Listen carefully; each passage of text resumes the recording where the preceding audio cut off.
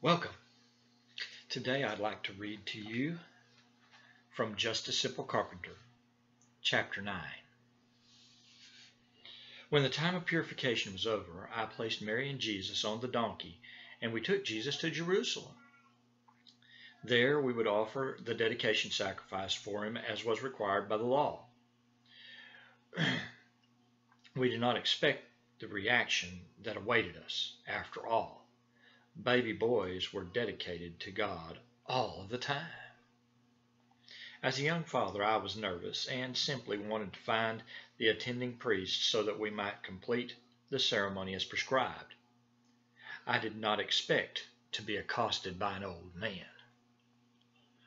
"Praise to the Almighty!" he yelled. His name, I learned later, was Simeon. He nearly jumped at us as we entered the outer court. Smiling with an almost toothless grin and nodding his head, Simeon gestured as if he wanted to hold the baby. As was the custom, we honored the request of an ancient man, and Mary reluctantly deposited Jesus into his waiting arms.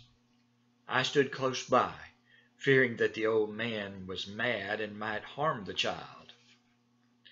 Standing next to them, I heard the man whisper, as if talking to the baby himself, "Sovereign Lord, you have kept your promise.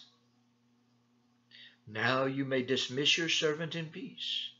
I have seen the Christ of your salvation." He then held the child aloft on strong arms before depositing him into his mother's arms again. We did not fully understand what was being said and done here, but the old man captured us in his gaze and offered a blessing upon us. Then, turning to Mary, he continued, "Here you hold the blessing of many in Israel, and the cursing. Your heart will be wounded also." He then left us shaking his head with mutterings of praise to God. We hardly had a moment to recover from this strange encounter when the prophetess touched Mary's shoulder. Turning to see who would further impede our progress, we saw Anna. She was ancient. She was gray.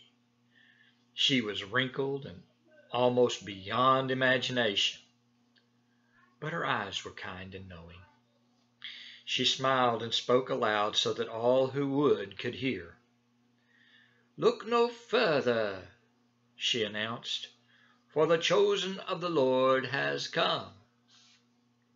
Again she touched Mary's shoulder, then mine, and finally she placed her hand upon the child's head. She said a prayer of thanksgiving and left us. I heard her stopping all who entered to prophesy about Jesus to any who would care to listen. This was the beginning of our life together, and we made the regular habit of returning to Jerusalem for the Passover feast. But for now, we returned to Bethlehem. I know this chapter was rather short.